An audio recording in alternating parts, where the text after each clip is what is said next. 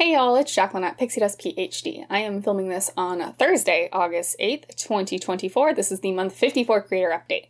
D23, the Ultimate Fan event, is this weekend, so we will presumably be getting a lot of Disney Parks relevant news this weekend. The last month or so has been relatively light. There's just a couple of news pieces I wanted to touch on, and then we will do stats, analytics, and revenue, and we're going to talk about mental health for a little bit. As I'm filming this on August 8th, D23 hasn't started yet. By the time this video gets posted, I'm not too sure when it's getting posted, so maybe there's already been a flood of news. Maybe I beat it out by a little bit.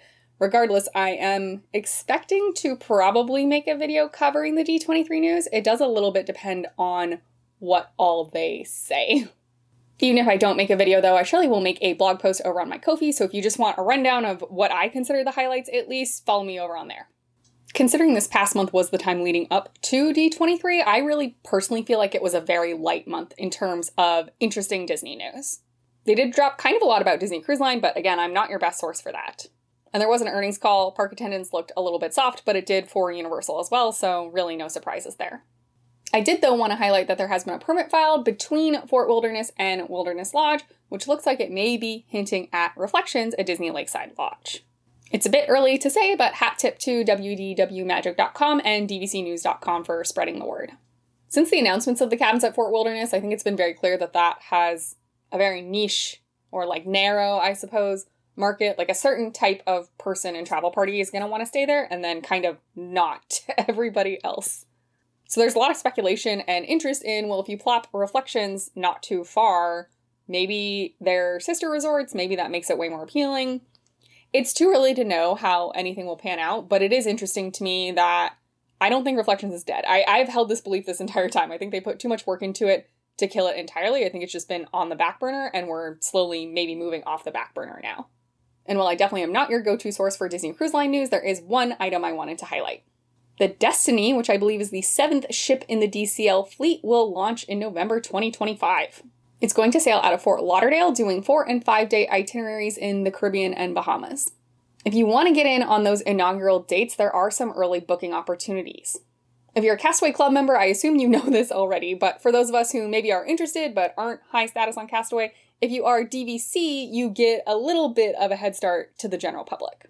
The highest member of Castaway Club members, those Pearl members, get to begin booking on September 6th, and then there's a couple other tiers in there, and then you get to DVC members on September 11th. The general public is the next day on September 12th.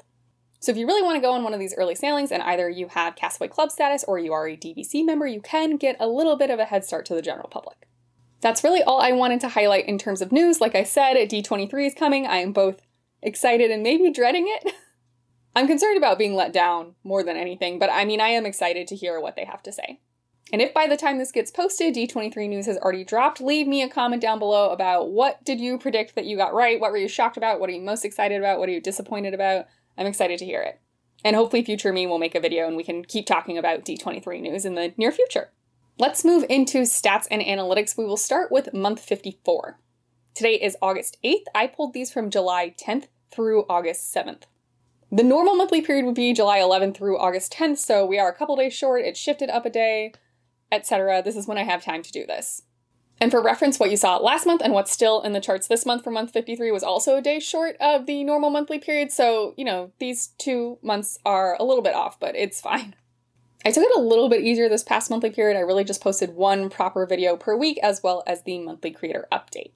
And it was all vlog content from my October 2023 trip down to Orlando. For those of you wondering about the trip timeline, I think we're about halfway through the total time we were down in Orlando, maybe a little bit more by now. So yeah, I've been really slow to edit these. You could say I'm dragging them out. It's not necessarily on purpose. This is just kind of how it goes for me. And here's a look at the top content we posted this last monthly period. Up first is Island Tower at PVV. I think lots of people are still anxious and excited. I know I am. We have 3 room tours in this list, plus several other DVC videos, and that one Disneyland Paris video is still getting views.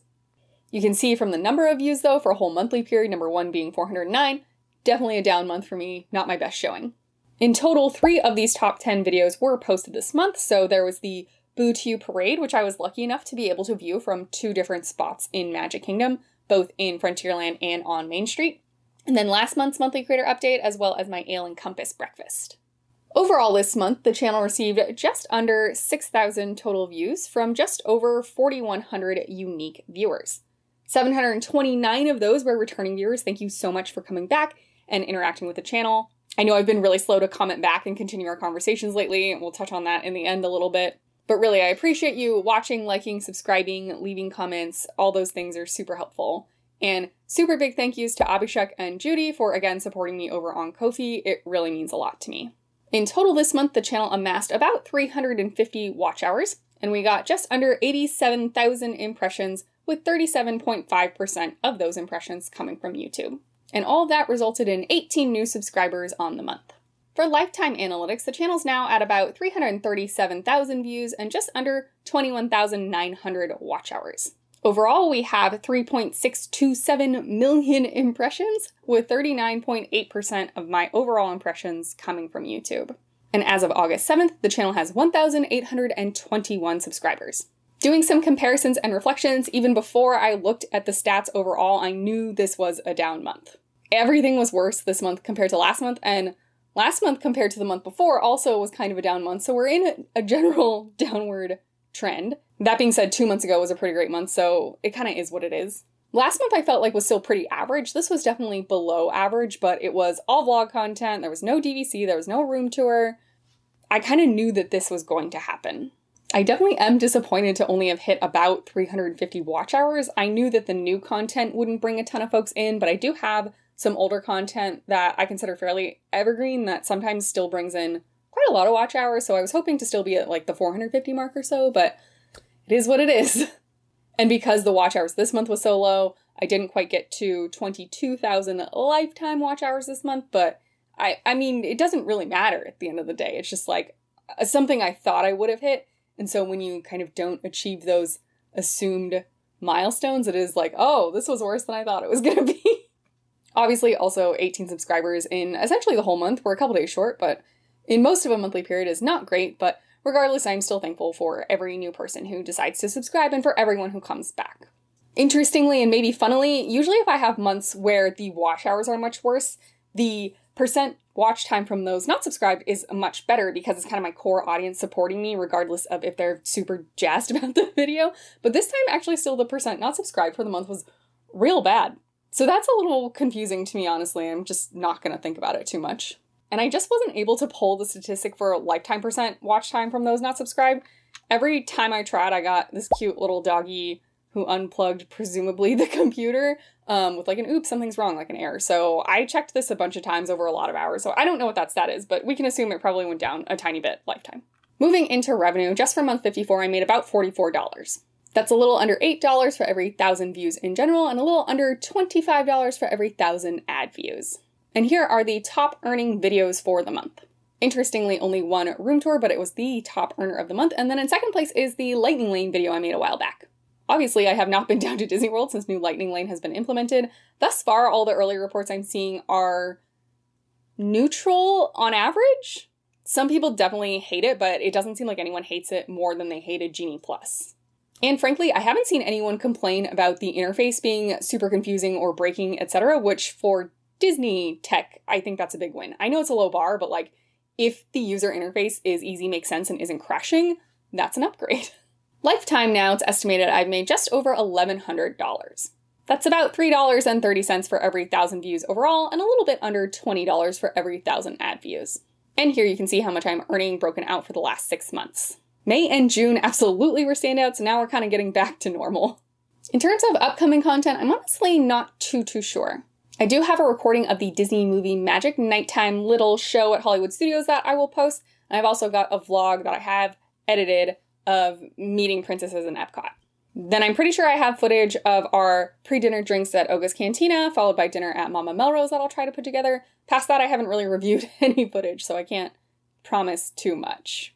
The other part about not promising too much right now is my mental health state. So trigger warning for anyone particularly sensitive to these things. I don't think we're going to talk about anything too disturbing by any means, but if you have little ones around, you don't want to explain these types of concepts yet, maybe pause the video and come back. If you just don't want to hear about me as a person, you only wanted to know channel stats, I don't know, thank you for tuning in for this long. Maybe go watch another video.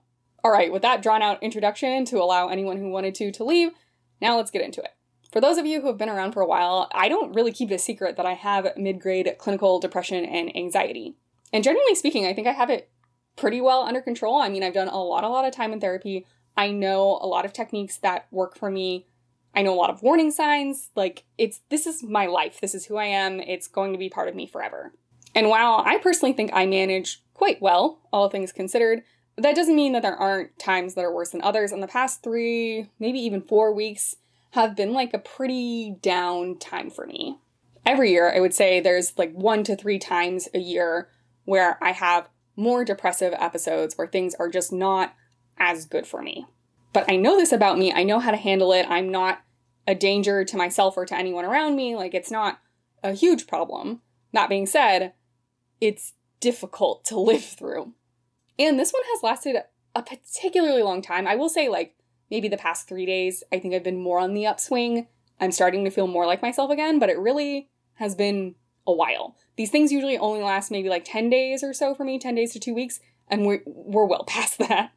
So yeah, if you felt like I was kind of absent on the channel in terms of communicating with you in the comments, or like I haven't really posted on Ko-fi, even though there were some things that I wanted to cover, or I've even just been less present on Twitter, it's just because I've been less present in my life, in everything. It's taking pretty much all of my energy and executive functioning that I have just to get up and do my job and then be done. And I think it's really hard to explain how depression can affect folks to people who've never experienced that. And I certainly don't blame anyone who's never experienced it for not actually understanding. But like for me, for example, it really tanks my executive functioning. On a normal day, even with my usual like mid-grade clinical depression, as long as I'm not having a particularly bad day, I'm quite high on executive function. I get a lot done. I'm very snappy. My bosses and clients kind of always come to me knowing that if they bring me something, it'll get done, it'll work, we'll make it happen, and it'll probably be pretty good. You know, one data point I can very easily share is like I did get a PhD, and I don't think everyone who got a PhD is like super organized and snappy and all those things, but I will say that if you have a hands-off research advisor, if you're getting a STEM-based PhD, which my research advisor was very hands-off, the ball's always in your court. You are driving. You have to make sure that you're on top of all your experiments and writing and data analysis, etc., to put together a dissertation to defend in a normal amount of time. I certainly have colleagues that were perfectly happy to like hang out in grad school and maybe not push themselves. And yeah, they graduated eventually, but it was like 8 or 9 years. If you're going to graduate in a timely manner, sort of on an average scale, which I graduated a little earlier than average, that's because you probably are pushing yourself to do that. And I think that takes a lot of executive functioning, for example. So that's how I view myself, as someone with very high executive functioning level. You know, I never forgot to bring my lunch to school. I never forget my keys. I never forget my phone. I always make my appointments. I always have agendas ready for meetings out in advance, like all those things. That's part of how I view myself. But then when I hit these more depressive states, like that's pretty gone. I managed to do it for work, though I will admit, I think that my 100% is different every day. I think that's true of everybody. But when I'm in my depressive state, my 100% is still very passable and fine, but like, are the agendas as beautiful as normal? Are the notes as beautiful as normal? Like, no, probably not. But so I'm basically exhausting myself at work. Frankly, when I'm feeling like this, if I didn't have to wake up to work, I could probably sleep for 16 hours a day. Like, I am toast. And then, like, when you drain yourself that much, and when you're experiencing severe executive dysfunction, it's no longer a choice. I've had this conversation with a lot of people, and again, I don't blame them for not understanding, but I did just want to raise it in this format because I think I have the unique opportunity to do so, that like me not commenting back, or me not making progress on the vlog, or me like not folding the laundry, or me not making rice for dinner, it's not because I didn't want to. I can't. Because I was previously ahead on the vlog, then this last monthly period went relatively fine, I think, in terms of I still posted 1 video a week. That's kind of the minimum that I want to stick to. But I literally was not able to try to insert anything else in terms of working on vlogs for next month, or uploading a short, or doing a DVC availability video, or like anything like that. I mean, even things that are purely for fun. So like I'm taking a girls trip with my best friend soon. I was not able to work on that planning or buying anything for that at all. So yeah, since you saw me in that month 53 monthly creator update, that entire time I've edited 1 video, and it took me that entire time, and I would sit here and I would try to do it, and I just couldn't. I think it's so hard to explain to someone that it's like, I really want to, and I'm actively trying in my head. I'm trying to get these things done, but like something is not working where you just can't. And I try to give myself a lot of grace because I think it's really easy to be hard on yourself and get super upset that like, why can't I do these basic tasks right now? But, that's not helpful. Like if I spiral, then, the depressive state will probably only get worse. So because I've done a lot of therapy and because I've been through these things before, like I know for me personally, I just kind of have to like let it go, honestly. And if I sit down and I try to edit a video or if I try to prep dinner and I just can't, it's, I just can't. And we move on and we lay down. And that's that. And it's just a super awful feeling when you like genuinely don't feel like yourself. And I hate being this way. And no one likes hating part of themselves. So it's been a really rough few weeks for me. And nothing in particular triggered it, I don't think. I mean, that's something I've talked about with my therapist a ton. And we've done a lot of tracking and stuff. And like, things just seem to happen. It doesn't ever seem to be linked to anything. But yeah, so I'm kind of woefully behind on the channel now because I ran through my entire backlog this last month and it took me a month to edit one video. So, like I said, also, the past 3 days have been better. I would not be filming this right now if I was still like where I was a week ago. It just was not possible. So hopefully I'm on the up and up and I can get back onto it. But in terms of, like probable upcoming content, like, literally nothing's ready. Like nothing is fully ready to post. Which is not a comfortable spot for me to be in. And so while, the channel's not about mental health in the slightest, I think the monthly creator updates are about what it's like for me to do this. And at the end of the day, I am a creative team of one. So if I'm having an off couple weeks, nothing happens on the channel. That is my lived reality of the situation. And I'm grateful that before this, I was able to get ahead to like keep the channel afloat. But it is just such a bummer sometimes. And I'm not trying to make excuses or anything, and I don't necessarily even want your sympathy, but this is just me sort of documenting in this format, like, here's the reality for me of being a small creator. Sometimes my brain lies to me and tricks me into thinking awful things about myself, and also zaps all of my energy away from me, and I just can't do anything. And that's really bad if you're trying to be a small creator. It's like the opposite of what you want to happen. But I know it will get better. It always does. It's just a matter of time. And so I give myself a lot of grace. So I do ask that you also give me that kindness of, if in the next 6 weeks or so I miss an upload or two, this is probably why. I would love to be able to put all of my effort and energy into the channel, but just between battling my own self and then giving the rest of myself to my daytime job, sometimes that means I just don't have anything left. If you are struggling in any way, shape, or form, I highly suggest you seek out professional help if you're able. I know it can be hard and I know it can be very expensive, but it really has been life-changing for me. I can't say enough positive things about finding the right therapist. Therapy is work. Like, I don't go in there and complain and leave and feel better. I usually come out feeling pretty terrible and drained. Like, you're going through some awful stuff with that person. It's not fun, but I learn a lot about myself and I learn a lot of techniques about managing and making it through and better self-talk and, making sure that I don't sabotage every aspect of my life just because my brain chemicals aren't super nice to me. I know that was kind of a heavy topic, but I maintain that the monthly creator updates are my outlet to do what I want with. And sometimes this is the reality, and that's what I'm choosing to share is reality. I'm not going to sugarcoat it. With all that in mind, I am super appreciative of all of you who support the channel, stick around, and especially those of you who watch the monthly creator updates. It's, again, not the main purpose of the channel, but I think maybe the most rewarding part of it for me, honestly, unlike a normal cadence. I would say the most rewarding part is when people let me know that I've helped them with their Disney trip, or especially with their Disney Vacation Club understanding and logic and process of either deciding to buy or not buying. That's really rewarding too. But on a month-to-month basis in terms of the channel and posting videos and stuff, this is the best part for me for sure. Thank you so much for engaging with me, and sorry if I brought the mood down, but I do think it's really important to try to be my authentic self, and sometimes my authentic self is depressed.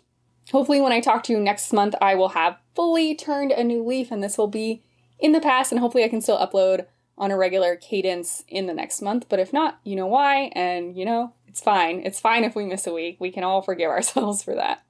I think for some of you, your summers are probably winding down. Definitely in the United States, I know public school starting back up in some places. So I hope the end of your summer has been kind to you and that whatever you have coming up next is awesome. If you've got any fun travel plans, let me know in the comments down below. I always like hearing about your joy. Thanks again for being here this month more than most. Probably, I really do appreciate it. If you're going through it too, keep your chin up and remember you're not in this alone. We are battling this together. And I'll see you real soon at Pixie Dust PhD.